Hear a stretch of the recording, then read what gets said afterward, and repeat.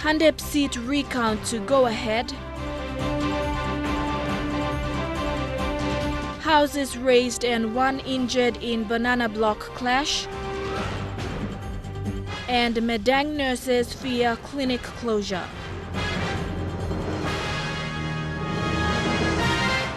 This is National EMTV News with Helen Sayer.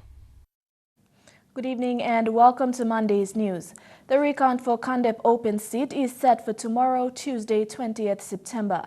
Current member Don Pollier attempted to stay the recounting in court today, but was unsuccessful. The three-man Supreme Court bench that ordered for the recount of the ballot boxes were also not present to hear the matter.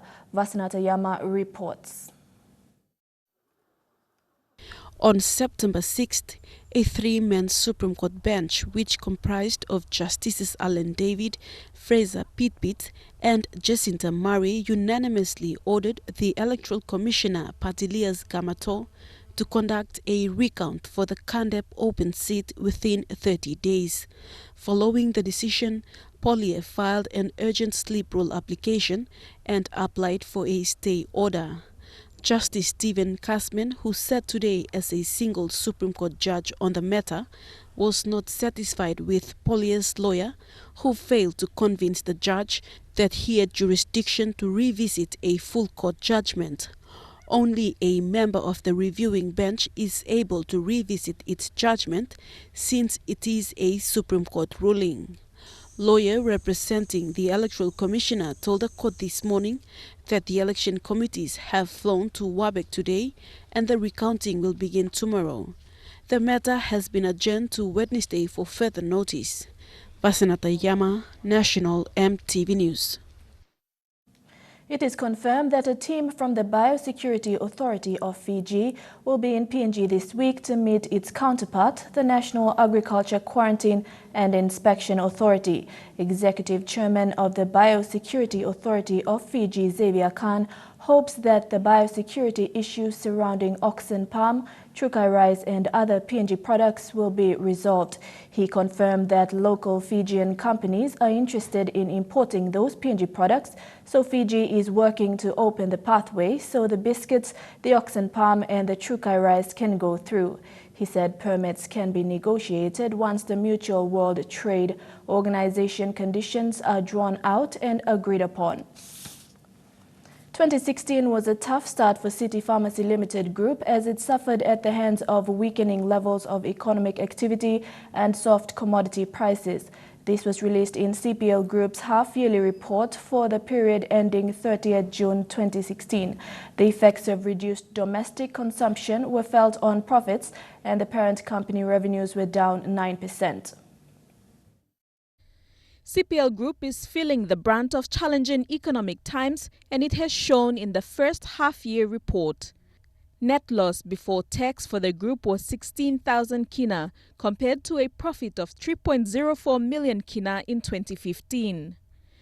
This was caused by, firstly, the reversal of a 1.5 million kina insurance claim for business interruption. Secondly, a reduced profit of approximately 1.3 million kina from tenders and wholesale businesses, predominantly from the government sector. Thirdly, a 500,000 kina one-off expense for additional security and logistics expenses for the new Stop and Shop stores at Koki and Harbour City.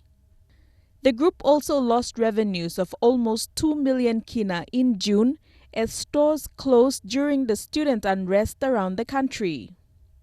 They also faced delayed government payments for supplies of essential pharmaceuticals. Combined with slow insurance payouts is putting strain on the cash flows for the day-to-day operations. On the other hand, CPL expects the overall revenue to be stronger in the second half year with the inclusion of the 2 new supermarkets at Koki and Harbour City. CPL has assured shareholders of its commitment for the long term and said it will continue to invest in its business improvement processes. Deli Waigeno, National EMTV News. Lay police have detained 30 individuals for being drunk and disorderly during the independence celebration on Friday. Police had maintained a zero tolerance on drunks, resulting in the peaceful celebrations. Lae Metropolitan Commander Chief Superintendent Anthony Wagambi says majority of the people celebrated quietly. A minor incident occurred along the Chinatown Road leading to Bumayong, where a 10-year-old girl was struck with a rock on her head. She was unconscious and was rushed to the hospital. The young girl was traveling in the vehicle with her family when drunk youths at the Hunter Market attacked them. A police unit patrolling the area was alerted and was able to apprehend 2 suspects as they were fleeing from the scene. A clash that erupted between 2 ethnic groups at Lae's Banana Block has resulted in several houses burnt to the ground and 1 man injured. Chief Sergeant James Luan says the incident started on Friday afternoon. It was alleged that the clash erupted when an intoxicated man provoked a number of men from the other faction. Chief Sergeant Luan from the Chinatown police station says the men who were being provoked at then attacked the intoxicated man. The clash escalated when relatives from the 2 factions joined in the clash. The alleged troublemaker then stabbed another man using a knife. Now they mobilized, they got themselves armed with weapons like knives and other weapons. And the relatives of the man retaliated and burned houses belonging to the relatives of the alleged troublemaker. Police went to the settlement area on Saturday morning and managed to stop the fighting. We stopped the fight. They were about to start a fight again on Saturday afternoon, so we went in there, we stopped the fight, and we brought both sides. We talked to both sides, the leaders. A reconciliation was held yesterday morning between the groups at the Chinatown police station. Leaders from the 2 groups have agreed to end the fighting as soon as the troublemaker is handed over to police and compensation paid to the injured person. Police have given the relatives 14 days to hand him over. Earlier this month, a similar clash erupted at the Boundary Road area. The clash resulted in the killing of a man, while 20 were seriously injured and several houses torched. A preventive order was given to the 2 parties involved in the clash to stop fighting and allow peace reconciliation process to take place. A mediation ceremony will be held again on the 2nd of October to allow both groups time to prepare for the peace. This is the final step towards restoring peace and normalcy in the area. Mataluwis, National EMTV News, Lae. Madang police have cautioned drivers traveling along the Lae-Madang highway to take precautions after a series of armed robberies along the highway. Police stationed at the Tapo River police checkpoint said there have been numerous instances of the armed holdups in the last 3 months. At the weekend, 1 PMV bus was attacked, with a passenger injured in the attack. Madang has seen a marked increase in crime given the limited ability of police to adequately patrol the area. Nurses of the Madang Town Clinic have been calling on the provincial authorities for years to help with the clinic's operation, but their efforts have fallen on deaf ears. Their recent attempt was last month and still no definite answers. The clinic is facing problems with water, power and vaccination, coupled with a self-invited person who now lives in the clinic and is abusing patients and the nurses, as well as the clinic facilities. Rachel Shise with this report. This isn't the first time these nurses are calling out to the provincial authorities to deal with the clinic's basic problems, like water and electricity, that has become chronic. The situation has just gotten worse, with someone now living in the clinic claiming to be sent by the Madang MP Nixon Duban. Fancy and cutting entertaining old man outside, come inside, and you got some of game playing, like sexual activities going on in this clinic. Name talk member comes up security law here. According to the nurses, the Provincial Health Director, Marcus Kachau, and the District Health Program Manager, Bernard Milton, are well aware of this situation. Nothing has been done so far, and this person by the name of Barnabas Wagi is still living in the clinic and is abusing both the nurses and the patients. Swearing all staffs, now all patients. As a result of this person inviting others in and using the power and the water supply, the nurses resorted to locking the water taps. However, the water taps were broken the following days, creating a much bigger problem. Infection control and safety measures, housing water is very, very important. Barbara Sombari is the laboratory technician and she needs constant electricity to work. Power cut off and me no got work. Because me using power to give him result for sick man. The nurses have been visiting the district program manager, Bernard Milton's office, to address these issues. We're going to make some help them because every time he was out of the office. Rachel Shise, National EMTV News, Madang. When we come back, Rabaul town marks the anniversary of the volcano eruptions in 1994. Stay with us.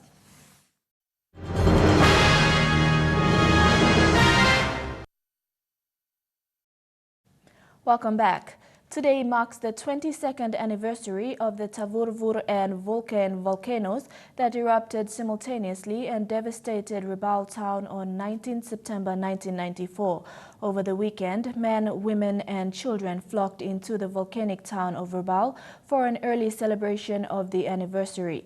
It's an annual event that happens every September to celebrate the existence of Rabaul town amidst continuous volcano adversities. These pictures taken a few hours before the volcanoes erupted shows the final moments of Rabaul town before it was brought to its knees on September 19, 1994. And this is what's left from that disaster a few weeks later after the eruption subsided. This was the second time that the town fell victim to a volcanic eruption and the third time that it suffered extensive damages. No lives were lost as the people paid meticulous attention to the warnings issued by the disaster office on the days leading up to the eruption. On the 19th of September 1994, as the country was coming to the end of the 19th independence celebrations, Tavurvur and Vulcan volcanoes erupted and devastated the town and nearby villages. For many who have lived on, it is only a stark reminder of what happened on that day. Sorry, bro, this is why I'm play leave.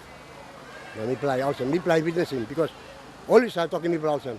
Within another 50 years time, and one plan mountain payable you play it. This generation. Now Toblo only been through. So and now we play witnessing this eruption now. Not only one but two plus. They went out at the same time.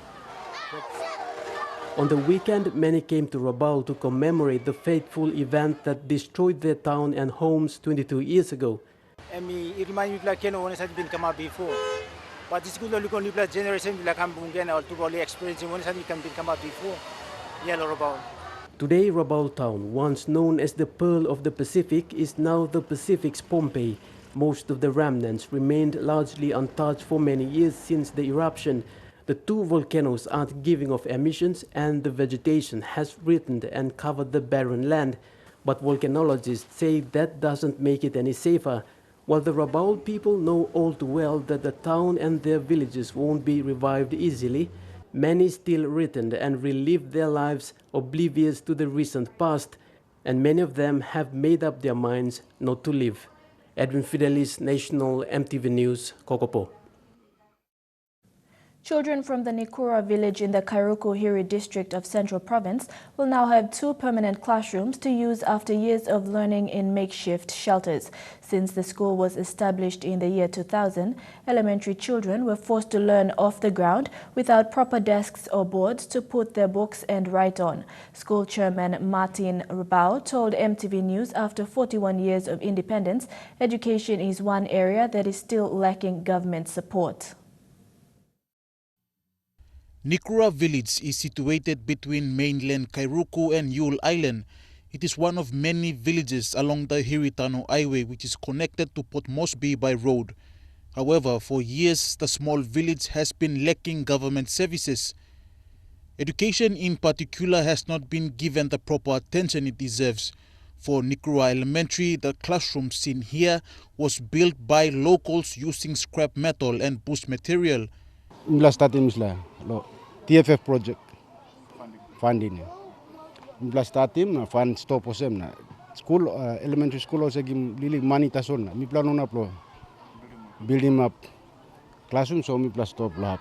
School board chairman Martin Rabaul says with no proper classrooms, children are forced to sit on the ground and learn. I'll sit on the ground, dust, time lo rain, and lily gold binatan sar crawl round, and mi plus a stopping school blow, stop, time lo sun, big lo winds a come, bara mi want book blow, also sit sleep, lo bell blow lo ground, also right. On Independence Eve last week, local MP Peter Iso Aimo made his second visit to Nicora to open this double classroom. Jerry Nicholas, who led the construction, says for government services to reach the people, contractors must make use of funds put forward by the government to implement these projects. We are here to service our honorable member, Peter Name Iso Aimo, in delivering his dreams come true. Because a lot of times, he wants people who can implement down there. He's a policy maker. He makes policies, and then he wants people down there to, deliver and make some fruitful projects for him. He says in the past, contractors have cheated the government and have used public funds without delivering any projects. I really want government money to be really used wisely. I have just built this building with 115,000 only. It's not more than 250,000 like any classrooms in Port Moresby. So I like all the contractors, be honest to your job, be honest to your contractor, and be honest to the project owner. Just deliver what you can. For Iso Aimo, he says his only work as MP is to deliver to the people. And with the government putting millions into education, Iso Aimo says supporting early childhood learning is a priority for his administration. The importance of education for our children, especially at early learning in elementary schools. It is very important that they start off on a high note. They have a broader sense of learning, and so it becomes easier as they elevate into community and primary schools and into secondary schools. The classroom was also fitted with 2 solar panels and 2 water tanks and is set to improve the quality of education in Nicora. Stanley Over Jr., National EMTV News. The Demographic Health Survey workshop in Leyte-Morabe province is now in its second week. Today, the participants completed the female individual questionnaires. One of the sections contains sensitive questions on domestic violence, which include sexual, physical, and emotional abuse. Head trainer Jessica Ani says the participants are trained on how to treat the questions with the respondents in the field.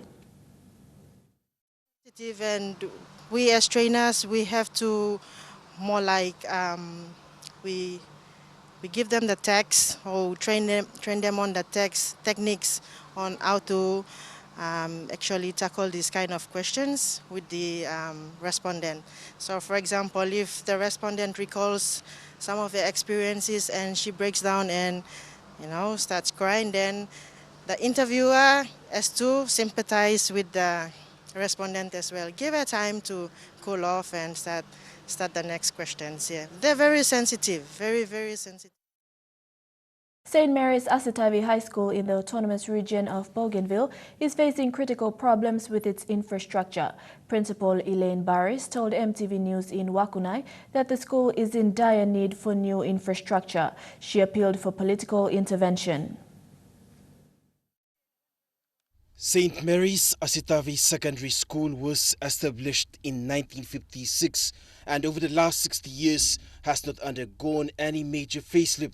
However, in recent times, little has been done to improve the infrastructure, mainly classrooms and dormitories. Buildings in the school that needs maintenance, as you can see, is the science lab.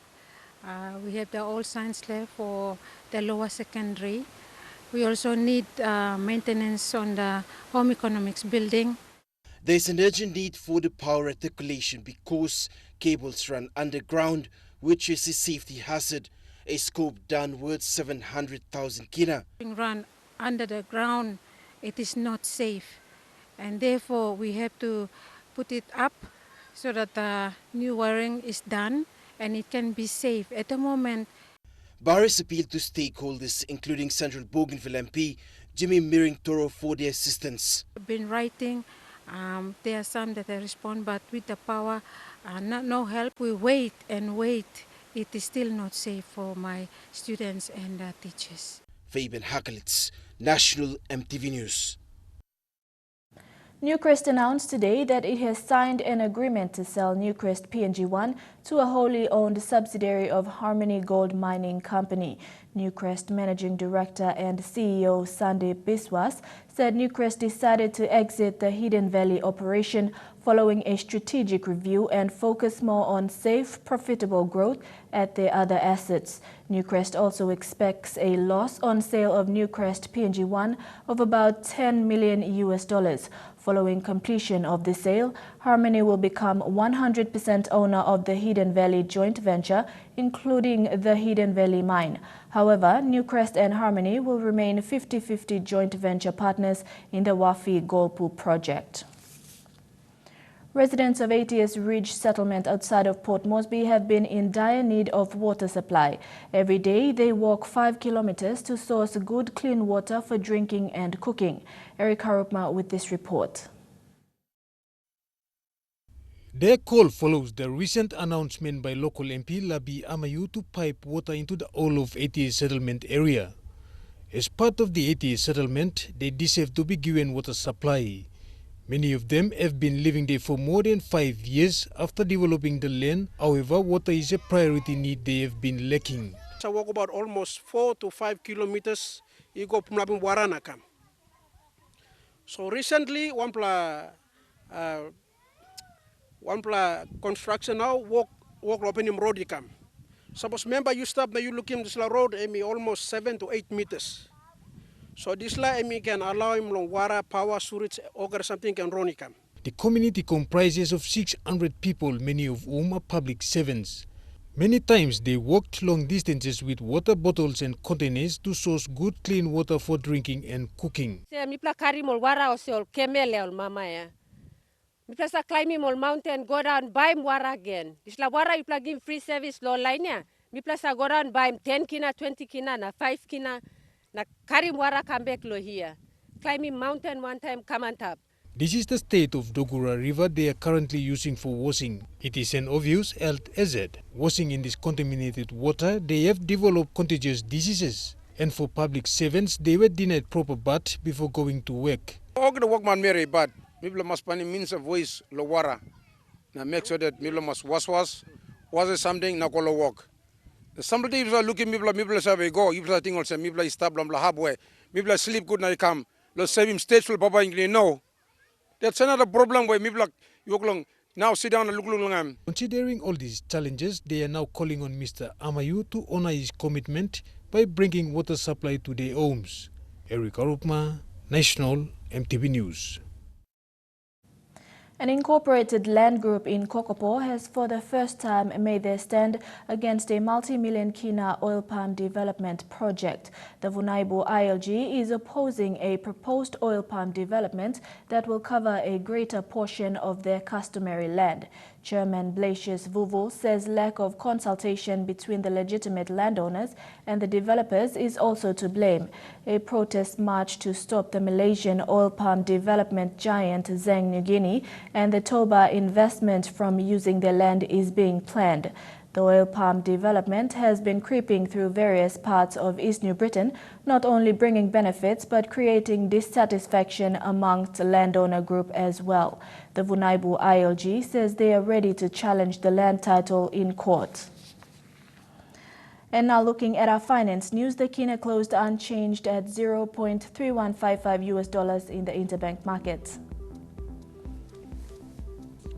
At Bank South Pacific, your kina was buying $0.3080, $0.4082 Australian dollars, $0.2730 euro, and 31.13 Japanese yen. Looking at commodity prices at New York close, gold and copper closed higher, coffee, cocoa closed the day lower. Palm oil, crude oil, and copper closed the day higher. And on the stock market, the Dow Jones closed at 88.68 points lower. The ASX is trading at 1.90 points lower, and the All Ordinaries is trading at 3.04 points lower. National EMTV News continues after the break. Don't go away.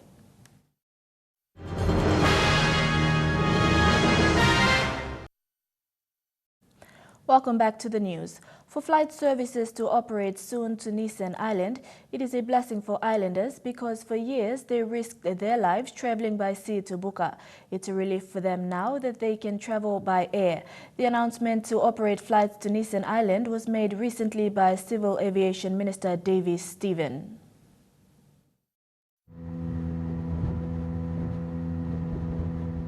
Traveling by sea is a risky business for the Nissan Islanders, although it has become part of their daily routine. Due to the unavailability of the other mode of transport, they take the risk. However, since news of the air services to resume, it has brought tears of joy. Institutions like schools will be benefiting from air services because they have suffered due to its isolation. I foresee that it will really help the movement of students.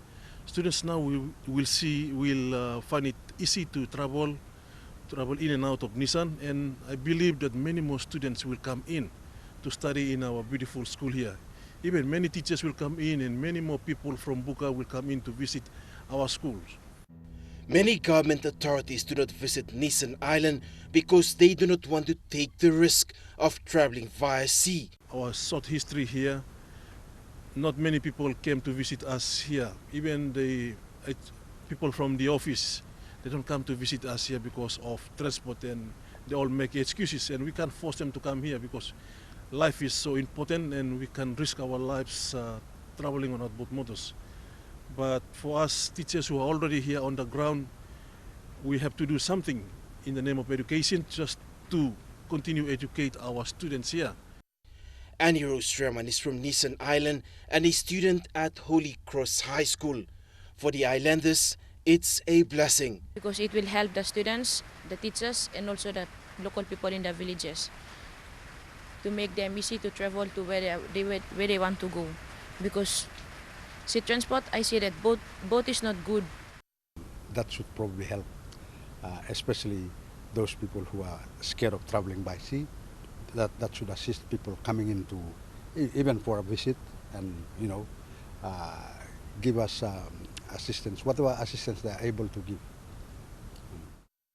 The National Airports Corporation has already begun its work on the airstrip. Last week, the tactical team visited the site again. Fabian Hakelitz, National EMTV News. Turning overseas, Japan's Foreign Affairs Minister Fumio Kishida, U.S. Secretary of State John Kerry, and the Minister for Foreign Affairs of the Republic of Korea Yoon Byung-ji met in New York to discuss the second nuclear test by North Korea in the past 8 months.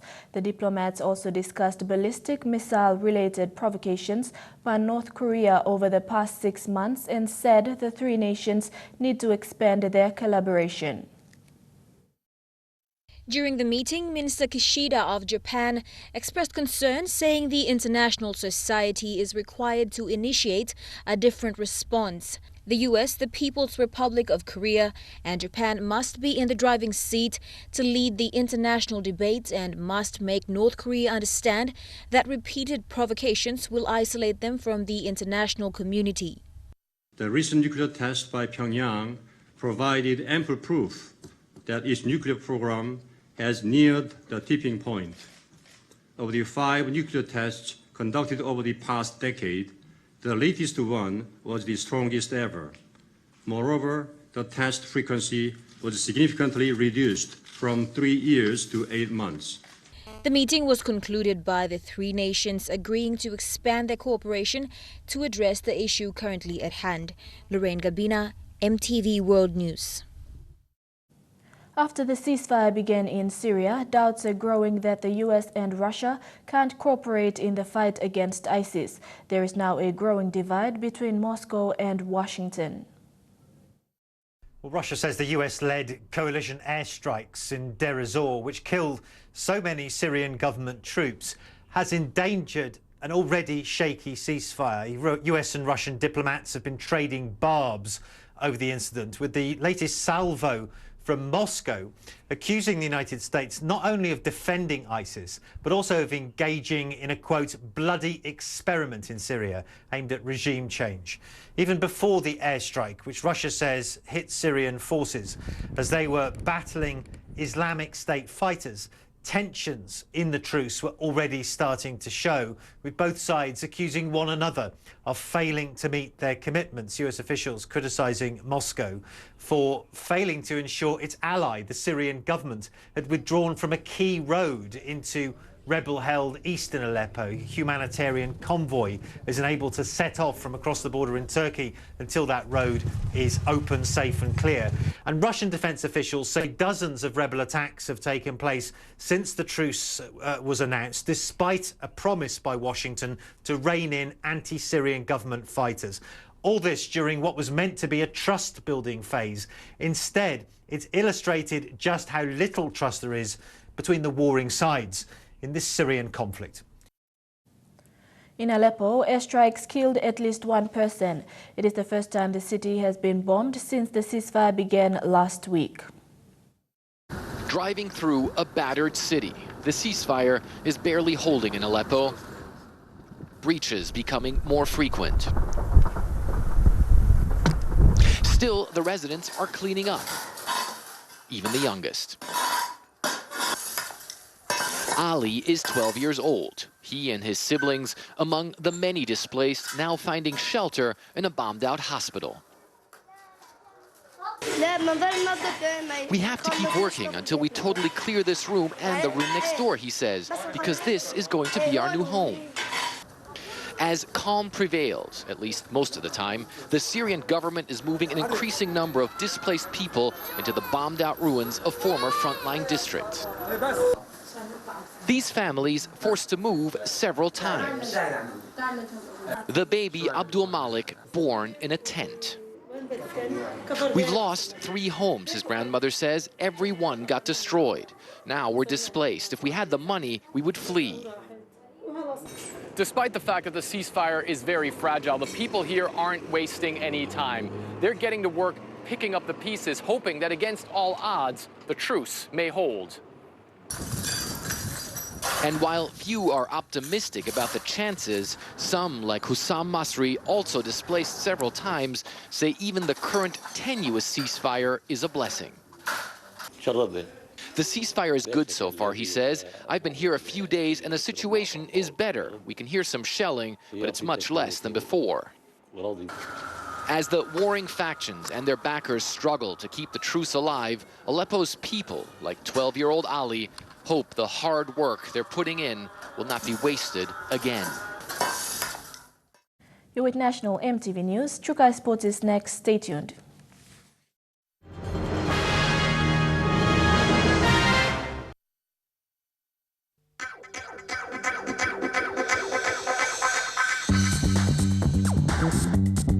Chukai Sports.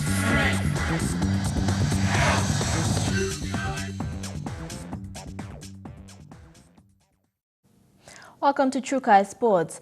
Babukori Volleyball Association again made their mark as champions after defeating Hula yesterday in the National Volleyball Championship Men's Open Division Grand Final. This victory makes it their 12th consecutive year as reigning champions. Diniro Shraiko reports. The grand final between Vava and Hula started off sluggish before Vava let loose with a flurry of spikes that sent the Hula side scrambling. 10 minutes into the first set, a Vava spike landed on the Hula side of the net, which brought the score count to 19 for both teams. 5 minutes later, the score count was 16-25 in favor of the Vavas. The second set saw the Hula side launching a comeback. Every score from the Hula side was matched with a score from Vava. Before miscommunication from Vava's 3 blockers left them at 23 points, while Hula scored 2 points and won the set.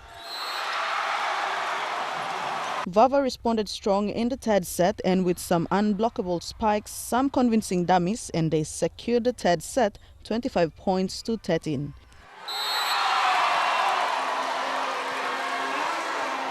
And that brought the crowd to their feet as the Vavas, proving to be unbeatable, went on and secured the final set with a 25-19 scoreline.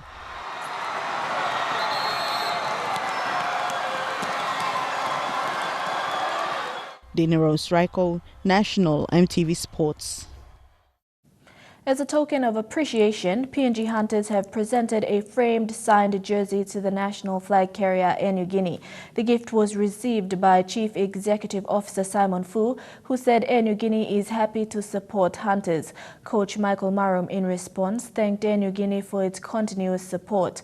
Air Niugini sponsored since 2014, subsidizing airfares for players' travel, coaching and training.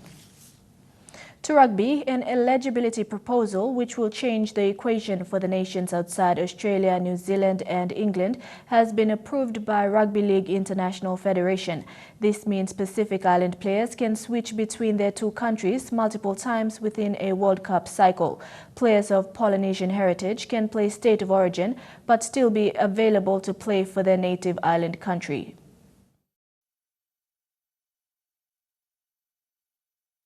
League has always had a history with eligibility, mainly due to the professional base of the sport being limited, but this could be the best solution so far. This will stop any unnecessary lockout of players from international games, as happened in the past when Polynesian players in particular had represented Australia, New Zealand and then were not selected for the next campaign. It will also stop the major nations from intentionally signing the best talent. It means the likes of Samoa, Tonga, Fiji and Papua New Guinea can fill their best possible lineups, whereas utility Tui Lolohea and Rooster second rower Sio Siua starred for Tonga in their 2015 Pacific win over Samoa and then were selected for the Kiwis tour of England last November. That made them unavailable for Tonga in May, even though the duo was not selected for the Kiwis Anzac Test on the same weekend.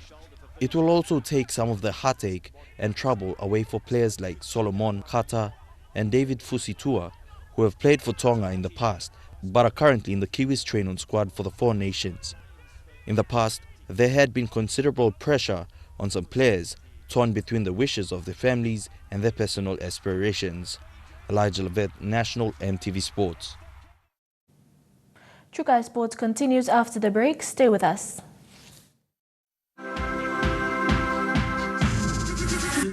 True Kai Sports. Welcome back to True Kai Sports. To football, a comprehensive team performance from New Zealand has seen them secure the OFC Under-20 Championship title with a 5-0 victory over fellow FIFA Under-20 World Cup qualifiers Vanuatu. New Zealand coach Darren Baisley said he was incredibly pleased with the win, but it was the performance from his side which impressed him the most. New Zealand were dominant from the outset, sending Vanuatu's defense, which had been outstanding throughout their previous encounters, forcing goalkeeper Willie Dick into action early on. A decent attack from Vanuatu came through young New Zealand-based fullback Ronaldo Wilkins, almost sent Boncalo through own goal. New Zealand then opened the scoring with a wonderful set-piece finish, courtesy of Hunter Aswad.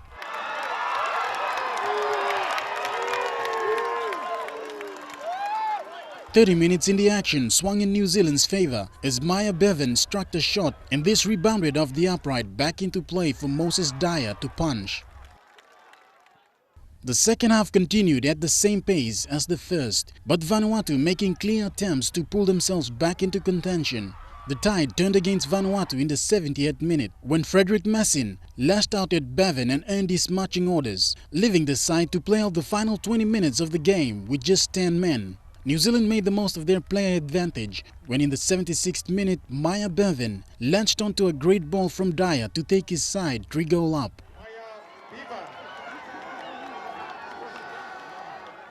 Two further goals were added to substitute Lucas Imri, who found the back of the net twice in quick succession.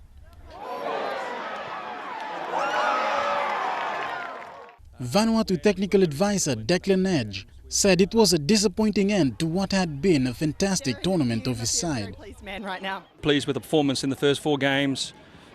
where we were very disciplined in those 4 games. We were not too many yellow cards, not too many free kicks away, and we kept some good order. And for some reason today that sort of disappeared for a little bit, and we were unstructured today, undisciplined, and as you saw, we paid the price for that. On a performance like that in the final, it was awesome. It's an awesome day for us, brilliant. Very proud, you know, like I say, they're a great set of lads. We prepared really hard for this, you know, we prepared for every single game we played the same way and looked at the opposition, what the strengths and weaknesses are and how we would deal with that. And then today it all came together really, probably our best performance of the tournament. In progressing for the final, both New Zealand and Vanuatu have qualified for the FIFA Under-20 World Cup Korea Republic 2017.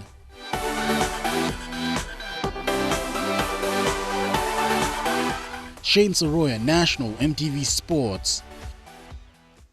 The 2016 Paralympics closed in style yesterday at the Maracanã Stadium in Rio, Brazil. The closing ceremony included a celebration of Brazilian music, the official transition to the 2020 Games in Tokyo, as well as a tribute to an Iranian cyclist who died after a crash on Saturday.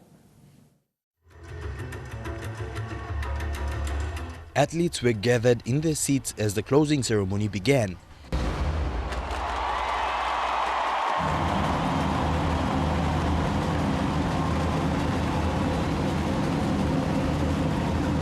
The ceremony began with a flash of colors to coincide with a trio of Brazilian guitarists, including Jonathan Bastos, who played with his feet, highlighting the diverse array of music in the country.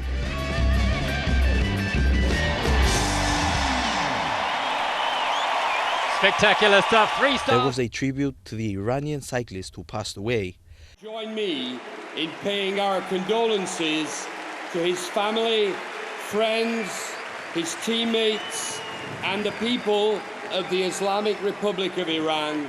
The closing ceremony acts as a transition to the next Summer Games. First, the Paralympic flag was lowered, then passed from Rio Mayor Eduardo Paes to IPC President Sir Philip Craven, and finally to Tokyo Governor Yuriko Koike.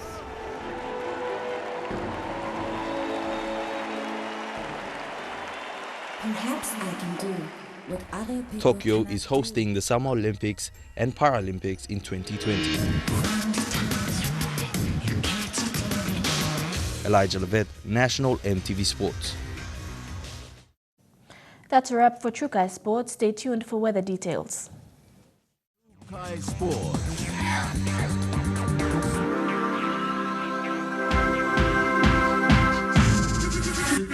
Trukai Sports.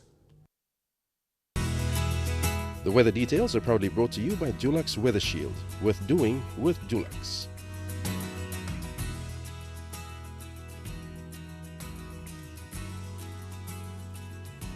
Your weather forecast for tonight and tomorrow: chances of light shower or 2 in Port Moresby, a shower or 2 in Daru, Kerema, Alotau and Popondetta. In the Momase region, mostly fine in Lae and Madang, and fine weather in Wewak and Vanimo. In the islands region, a shower or 2 in Lorengau and Kavieng, mostly fine in Kokopo, Rabaul and Kimbe, and fine weather in Buka. And in the Highlands region, light shower or 2, then expected morning fog in all centers.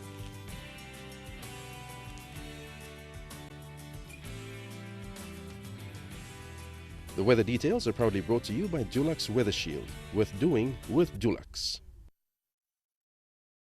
Now recapping our main stories for tonight. Kandep seat recount to go ahead. Houses razed and 1 injured in banana block clash, and Madang nurses fear clinic closure. And that's been the news, sports and weather for tonight. On behalf of the entire news team, I'm Helen Seah. Pleasant viewing. Good night.